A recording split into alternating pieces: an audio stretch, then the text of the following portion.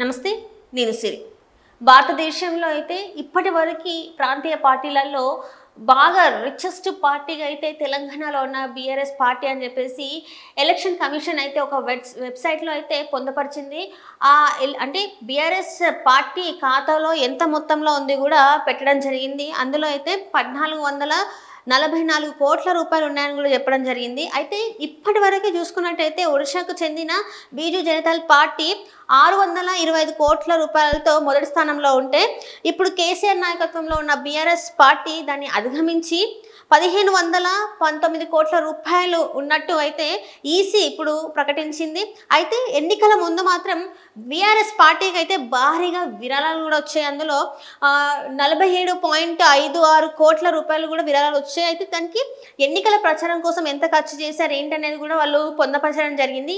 ఎన్నికల ప్రచారం కోసం, ఇతర కార్యక్రమాల కోసం అయితే 120 కోట్లకు పైగా ఖర్చు చేసినట్టయితే బీఆర్ఎస్ నివేదికలలో వెల్లడించింది. ఇంకా అట్లనే చూసుకుంటే సోషల్ మీడియా ప్రచారానికి కూడా 10.51 కోట్ల రూపాయలు కూడా అంటే ఖర్చు చేసినట్టు, ఇంకా బహిరంగ సభలకి, ఊరేగింపులకి, ర్యాలీలకు కూడా 20 కోట్లకు పైన ఖర్చు చేసినట్టు, ఇట్లా ఎన్ని అయితే ఉన్నాయో అఫిడవిట్లో అన్నీ, అంటే దేనికి ర్యాలీలకి, సభలకి, అట్లనే ఇంకా పార్టీకి సంబంధించిన సామాగ్రి కొనడానికి, ఇంకా సోషల్ మీడియాలో ప్రచారం చేయడానికి, వీటన్నిటి కోసం కూడా ఎంత మొత్తంలో ఖర్చు పెట్టారో కూడా అందులో అఫిడవిట్లో అయితే పొందపరచడం జరిగింది. అండ్ తెలంగాణలో చూసుకున్నట్టయితే 17 లోక్సభ స్థానాల అభ్యర్థులకి 95 లక్షల చొప్పున మొత్తం 16 కోట్ల పైన కూడా నేరుగా చెక్ డీడీ రూపంలో ఇచ్చినట్టు కూడా బీఆర్ఎస్ అయితే వెల్లడించింది.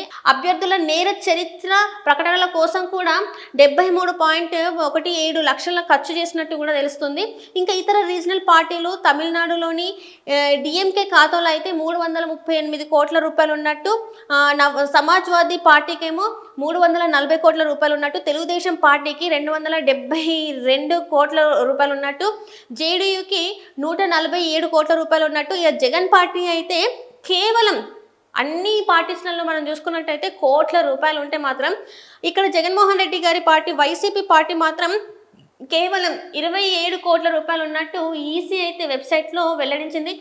అయితే ఇప్పుడు ఇన్ని పార్టీస్ గురించి మాట్లాడుకుంటున్న సందర్భంలో వైసీపీ పార్టీ ఖాతాలో మాత్రం కేవలం ఎందుకు 27 కోట్ల రూపాయలు మాత్రమే ఉన్నాయని కూడా ఒక చర్చ జరుగుతుంది. అండ్ దీన్ని కూడా విశ్లేషకులు ఏమనుకుంటున్నారంటే, మనం చూసుకున్నట్టయితే సోషల్ మీడియాలో దీని గురించి ఒక పెద్ద చర్చ జరుగుతుంది. ఎన్నికల ముందు మనం చూసుకున్నట్టయితే చాలా భారీ మొత్తంలో విరాళాలు వచ్చినాయి. ఆ విరాళాలను ఏం చేశారన్నట్టు కూడా కొన్ని అయితే వార్తలు, అంటే నెటిజన్లు అందులో సోషల్ మీడియాలో ప్రశ్నిస్తున్నారు.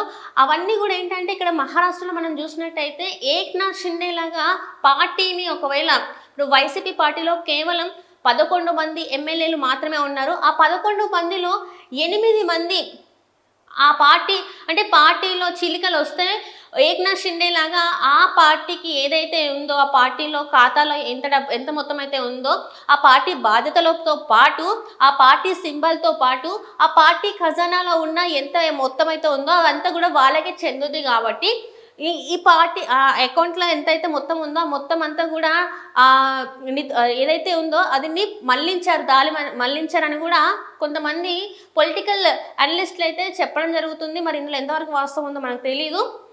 రాజకీయ విశ్లేషకులు మాత్రం అనుకుంటున్న ఇదిలో ఇప్పుడు మరి నిజంగానే అన్ని విరాళాలు వస్తాయి. మరి వేటికి ఎంతెంత ఖర్చు చేశారు, కేవలం 27 కోట్ల రూపాయలు మాత్రమే ఎట్లా ఉంది ఏంటి అనే ప్రచారం కూడా జరుగుతుంది.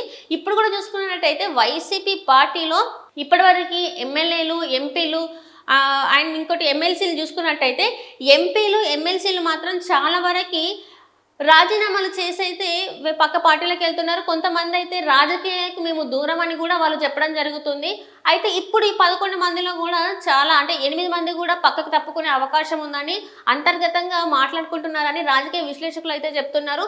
మరి చూడాలి, వైసీపీ పార్టీ ఇంకొన్ని రోజుల వరకు దాని మనుగడ ఉంటుందా లేదా, నిజంగానే ఒకవేళ పార్టీని ఈ 8 మంది వీడితే నెక్స్ట్ మరి పార్టీ, అంటే పార్టీలో ఉన్న మిగతా వాళ్ళ, అంటే జగన్మోహన్ రెడ్డి ఇంకా కొంతమంది ఎవరైతే ఉన్నారో మరి వాళ్ళు వేరే పార్టీలోకి వెళ్తారా, లేకపోతే ఇంకా ఈ వైసీపీ పార్టీ అనేది ఇక్కడితోనే ఎండ్ అయ్యిద్దా అనేది అయితే మరికొన్ని రోజులలో తెలుస్తుంది. Thank you.